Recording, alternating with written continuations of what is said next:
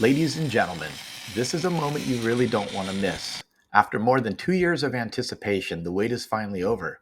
What you're about to witness is something incredibly rare, a one-of-a-kind, fully hand-built, all-American V12 engine, made from scratch by hot rod legends Pete Aardema and Kevin Braun, right here in San Diego, California.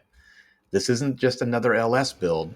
Pete and Kevin have poured thousands of hours into designing, machining, and fabricating every critical component of this new 5-liter V12 race engine, all by hand. And this isn't their first rodeo. These guys previously built a 6-liter naturally aspirated V12 that cranked out a staggering 920 horsepower and pushed the car to 286 miles per hour at Bonneville last year. In this video, we're giving you an inside look at the key moments of this amazing engine build, from the very first startup to a full throttle dyno run, as we dial in this mechanical masterpiece for peak performance. This is more than just a project, it's a passion brought to life. We really hope you enjoy this special treat today. Thank you. So today, what is he going to do, Pete? You're going to have just, you got to mock it up, or weld this to the crankcase. Okay. All right.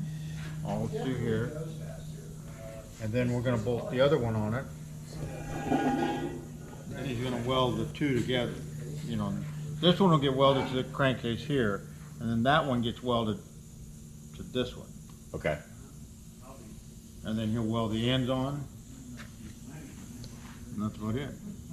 Just like you did in the 2-liter. Just like on the other one. This gets welded on here. Okay. Like here.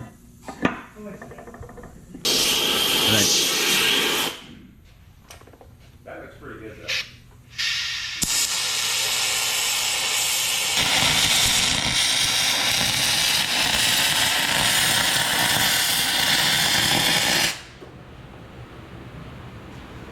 That's a solid foundation. That's pretty nice to me. It's really nice. Okay, because this is a 60-degree V, the sleeves are real close at the bottom. So what I have to do is go in here. I had to clearance this side so I could install the second side, the sleeves in, and then now I have to go and grind the bottom here out, you know, so the piston doesn't come down and hit it. It probably won't even come down this far, but you know, just this makes it easier for them to bore it and everything. So, but anyway, the way this was made, I mean, like I say, we have a video of it being welded, but this is basically a box tubing, and this is a solid piece of billet that was the bottom. This little bump here is where the oil gallery is, and then we cross drilled over to it to connect to the oil. And the reason this is off center from here is to get around the bolt hole. Okay. So that you don't run oil into the... So this is the oil gallery. Yeah. All the way through. And how did you bore through that? We just drilled it. Just drilled it? We drilled a long drill halfway from each side. Set it up on the mill so it's perfectly perpendicular. And then, you know, you drill it and then meet in the middle. I don't know if you can see down there. It came out pretty close. Looks good. And then this is just, you know, this we roughed in with on the CNC mill. Yeah, you can see light through the other side. That's cool. So this is just roughed in on the CNC mill. This is roughed out for the seal, and then when we have it a line board, we will have them rough, you know, finish cut the seal also. This is our 5-liter, which is very similar to the 6-liter that we built. A little shorter stroke, a little less bore. Our 5-liter V8, the LT5, didn't seem to be that strong. We said we'd build another 12-cylinder, but it built a 5-liter for the D class at Bonneville. So this, we just got it back from the wine bore. I'm gonna buy and picked up dropped off one camshaft and picked up these 4 that broke, unfortunately. Because these 4 cams, not only did we have the material drilled a hole in it, but we machined them, they heat treated them, and what they told me was, the way you do these cams, you copper plate them to keep them from getting hard between the lobes. Okay. So when they do heat treat them and they bend from the heat treat, they can straighten them. But what happened with this one, it got hard on the inside and outside because of the copper. Where there was no copper on the inside. There was no copper on the inside. So when they tried to straighten them, they broke. Yeah, and then I don't have a printer for my computer because it's just a laptop. So this is the 0 in here, and then I just go down and just cut it through. Okay, so that's the 2. These guys are this, Yeah. and this is the one you're working on now. The Yeah. next load. Yeah. All right. Pretty cool. So you've been working on this all day, Well, and this is how far you've I gotten. drilled all of them. I just center drilled the ends of all of them. That's the solid shaft. So this is just a rough end, right? What you're doing? And then you're going to send him to the cam grinder? Well, he'll rough out the lobe shape. We actually have to have it coppered first, and then he'll rough out the shape, and then it'll go to heat treat. The copper is to kind of protect the areas that don't need to be hard from the heat treat. It's a case hardening. This is 8620 material, and then we'll have it ground, and then they case harden it. And the intake pockets for the valve relief, so the piston doesn't hit the valves, is the idea. This is my homemade piston vise. Just don't crunch down too tight, right? Yeah. And so basically the pistons, I checked the clearance the other day. Did you get into that? Yeah, with the clay. Yeah. Well, then we realized I needed about, I wanted about 50 thousandths clearance on the intake. Okay. And then I put about, I think it was 80 on the exhaust. But this isn't, right now I only have about 20 on the intake. So what area will it mill out? Oh, well, you'll watch it. Okay.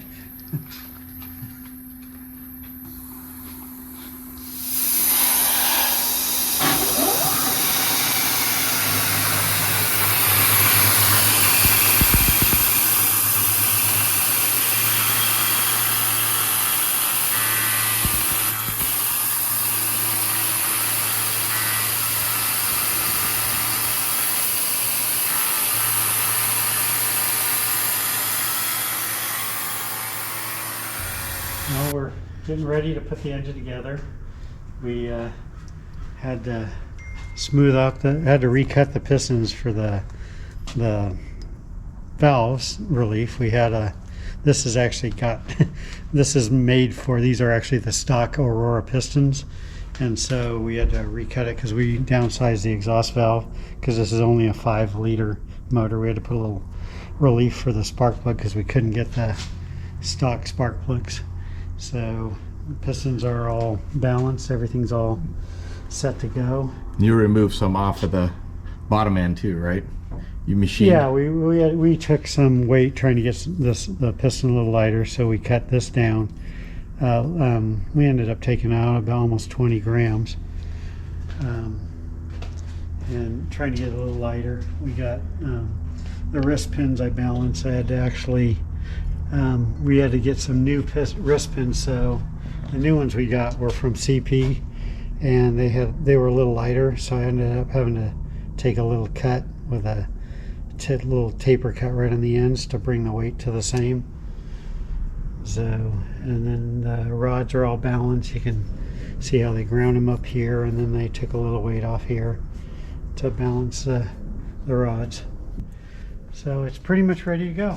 So the bottom end is Ready to assemble. ready to assemble, and you got your beautiful crank in there. You can see, right, that's where they balanced it, where you can see the Yeah. hole that's drilled there. The holes are where they balanced it. And you got your oilers in there and everything. Yeah. All right, well, we'll watch as you assemble.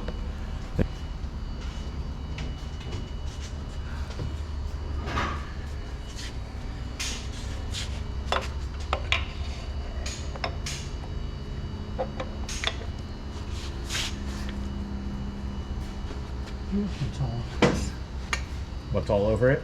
fingerprints. Fingerprints. Well, you are using your hands to hold it.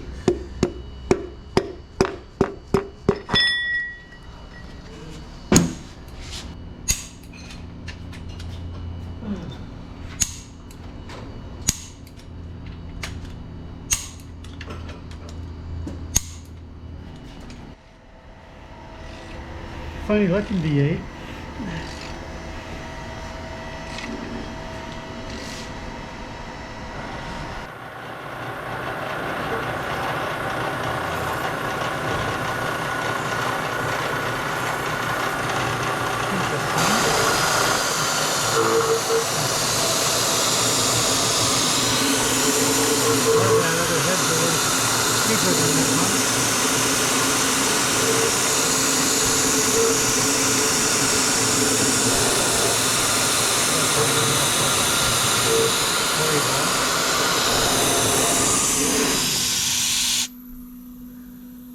So that other chamber must be slightly different.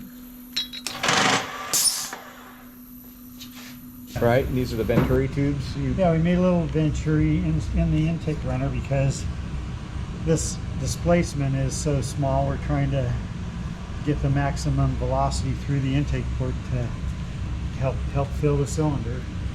So it's hard. And I mean, like I say, because the cubic inches for the valve area and everything that we're running, yeah.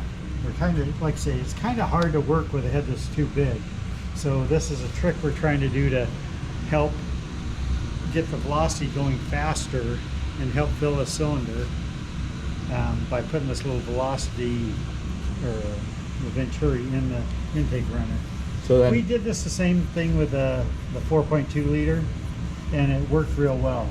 So we have a little experience with that. and you don't have an extra one, do you? Yeah. Oh, you do?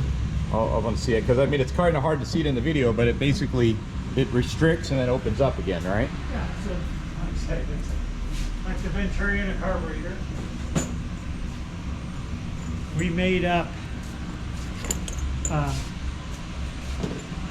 extra ones. What these are, Yeah. and this is cut out for the guide, but we made some extra ones up so that if we want to move the choke point here into a different location, we're going to try reversing these so that the choke point is further down, and just try, you know, Different versions. well, we're going to do 3 ports or 3 cylinders worth with it moved down, just and see if that gives us, you know, if it runs better. Well, no, okay, that's a good thing to do. If it doesn't, we know it's a bad thing. So how's your bucket lift coming? Well, problem is I couldn't find any of these to order from Manly, so I had to make them for this size spring. So these are the bases for the spring. Is that like a rotator or is it just a No, it like just a shelf? it protects the aluminum from the spring, so the spring doesn't dig into it, and then it, you know, locates the bottom of the spring so it doesn't dance around. Okay. Yeah. And these, are you still using the buckets with some of the holes in it too? Yeah. And that's not going to affect anything? Well, that's my run bed. Is there someone in there that I can show? Yeah. And that would have just, this was what they would have run at This Indy? is what they, well, I don't know why they did that, but for some of the intake heads on the intakes, they bored out bigger. This is can't remember what size they were, but these are.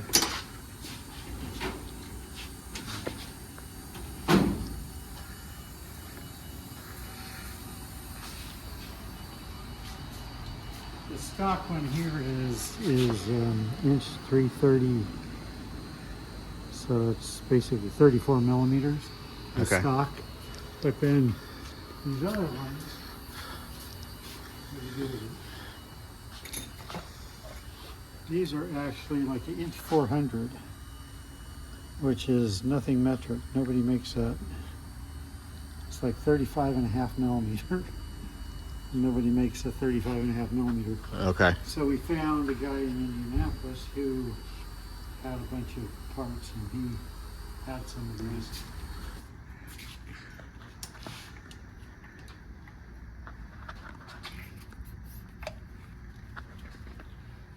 So how do you determine it? Just with the feeler gauge? Yeah, And is the bucket in there, or you just? Oh, you're just Yeah. on the lobe. You're just at the bottom of the the lobe. bucket's in there too.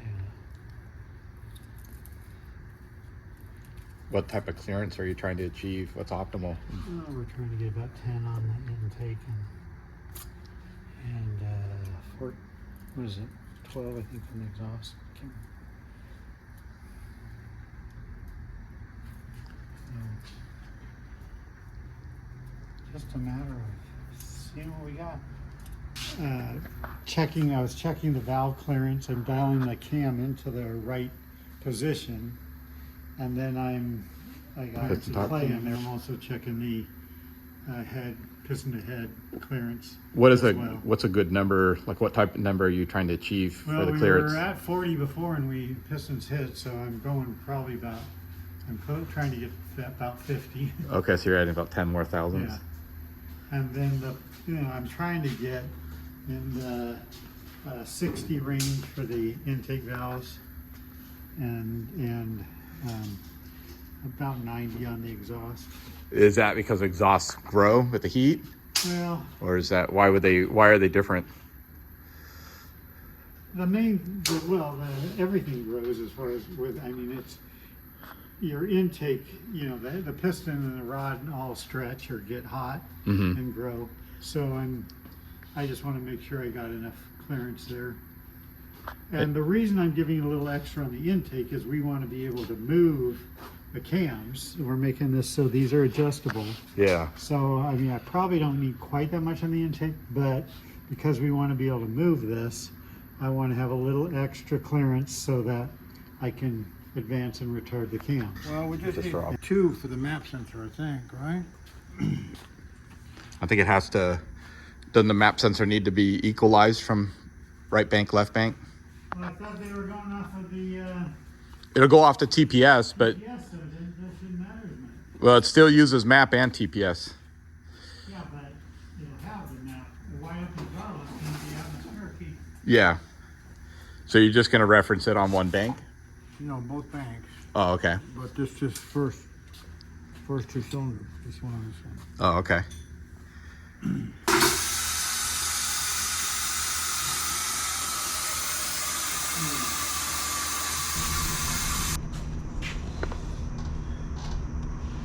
Alright, so we can move it around a little so you can have, Adjustment. so whatever it takes to get to where we want it. Coiled on that. Just for marking it up.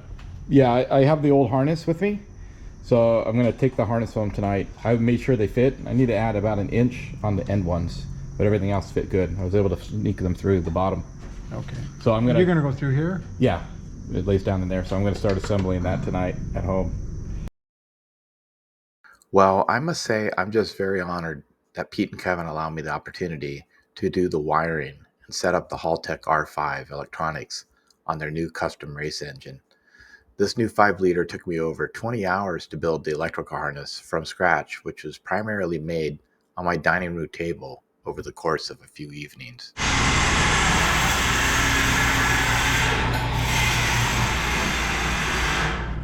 Whoa, whoa, whoa, whoa, whoa. Kind of smashing in here. All right, watch your friend. All right, folks, the V12 is in the car, the new 5-liter, and I have the honor of making the wiring harness. So I've got the injector harness in here and the coil harness, and what I'm going to do before we power this thing up is I'm going to do a continuity check on every single pin. And here's the Haltech wiring diagram. So for example, I'm on injector number 2, and I'm just going to back probe it and see, and I do have continuity. So I got to do this for all 12 injectors. I got to do this for all 12 coils, each wire. So there's 48 wires alone just on the coils, and then another 24 on the injectors. And then we're going to double check all of the sensors as well.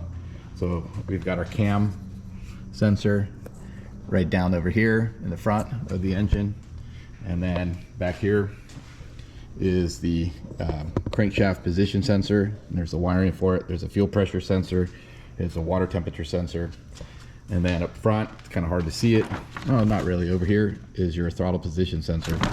So before we put any power to the new 5-liter, every single wire on this wiring diagram will be verified for proper continuity and connectivity before we put power to it. So we'll see here how it goes here shortly. This next segment shows the very first engine startup. My focus was checking on the computer data, setting up the ignition offset angle, and syncing the cam and crank sensors. I was managing the controls with one hand and filming with the other, so I apologize in advance for the shaky footage. However, it was a tense and exciting moment. This makes me nervous. Ready? Yeah. Okay, fuel pump.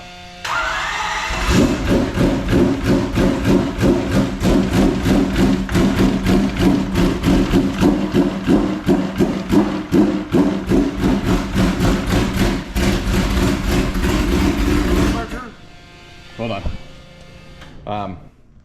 Well, you got to check engine light. Let's see what we get. Oil pressure. Yep, it's not going to run until I get oil pressure. The engine had oil pressure, however the computer didn't have an oil pressure reference signal, and without this reference, the vehicle will cut out and shut off after about 3 seconds. So we had to work and figure out how to attach a auxiliary oil pressure sensor to the block to make it run. No, we don't have it plugged in. That's this one right here, Pete. We do got to have it, but if we can trick it right now, we can start it. All right, here we go. We put the oil sensor in it, and we're going to try and run it. And it's running poorly, but let's give it a run. Ready? Clear, Pete?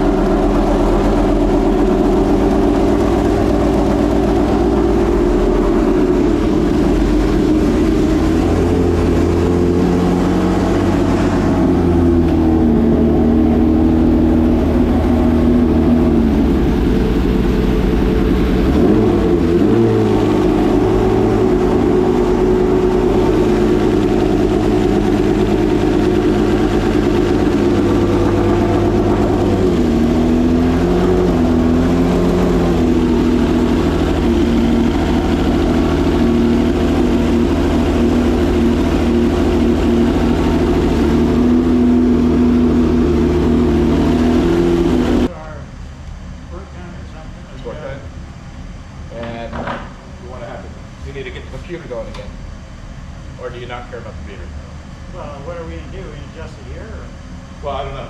Yeah, let's keep going. Okay, ready?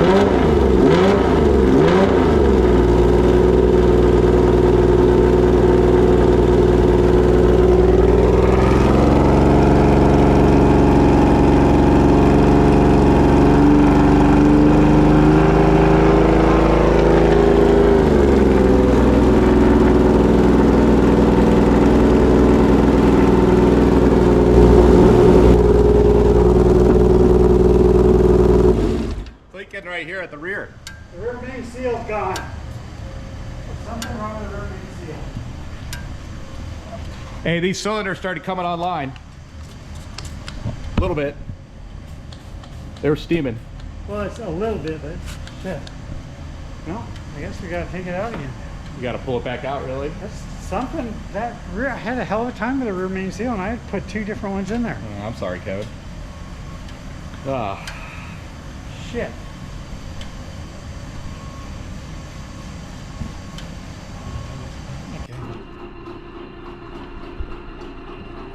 See anything else? We got yellow wires. See an engine floating.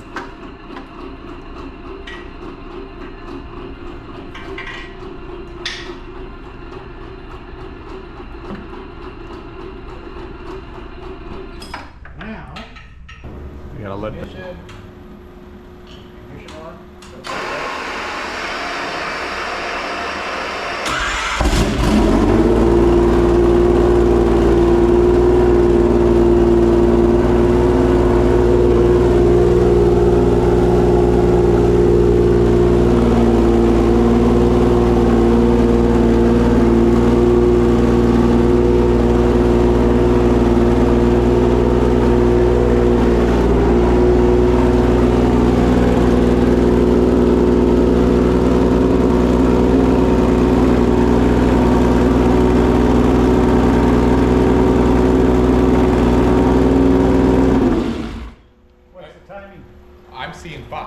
yeah, but I mean, what's it say? 10.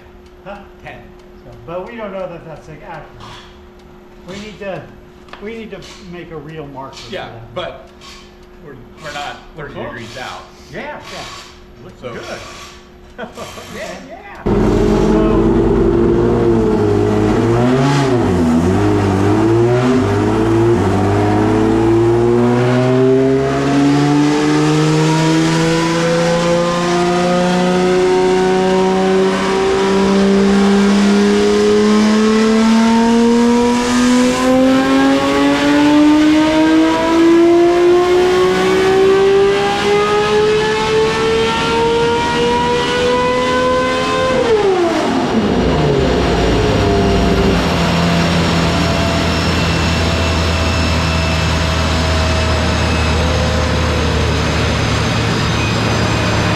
Pete, it sounded good. And 6 what?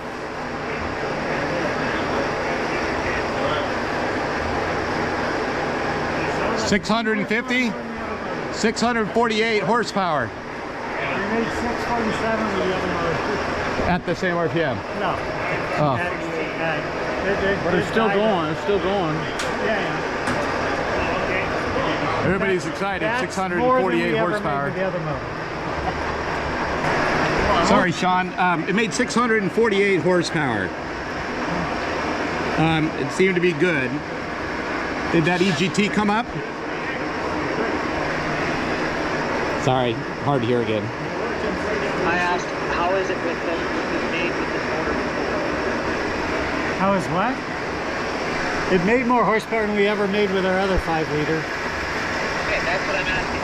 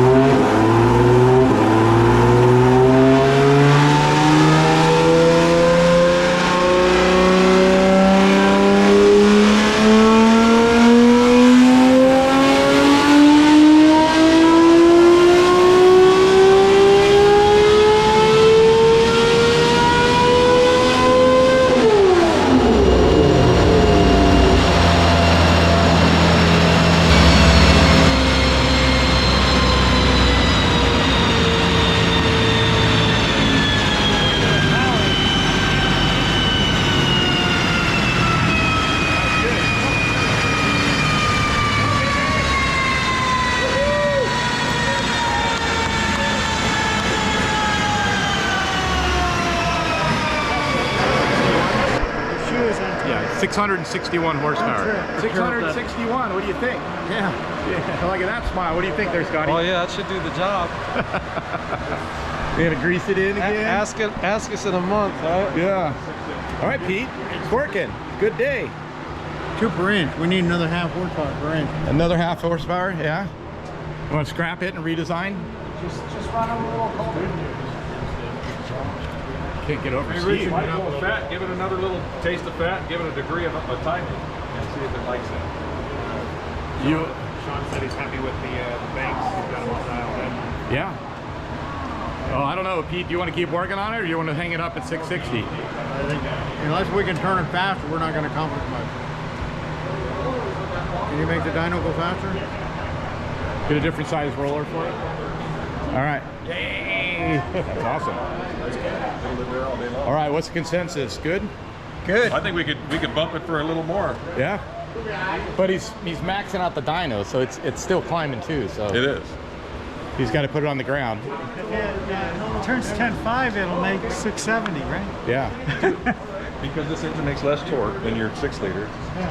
Do it in second gear. Yeah, Sean, that was a really good one. Run through it as fast. That's okay. You don't have the torque to do it. We don't need to kill it here. Oh, you won't kill it. Yeah, still got to break it You're in. afraid to make 11. You're going to turn 11 out there on the I'd rather break it there than here. By the way, Sean, I got the camera rolling today, so I'm going to be crediting you on the next video. All right? Yeah. I appreciate that. Thank Yeah. you so much.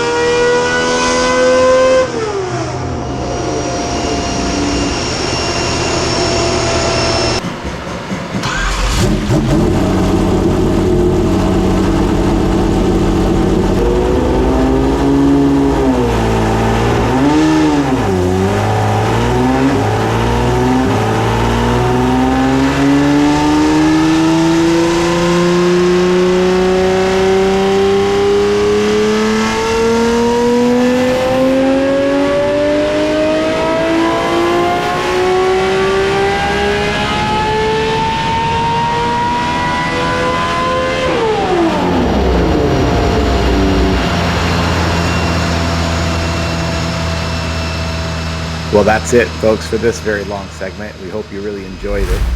We'll keep you posted as we prepare for the first race of the season in May out at El Mirage. If you haven't already, please subscribe and stay tuned. We'll try and get you some more content soon. Thank you.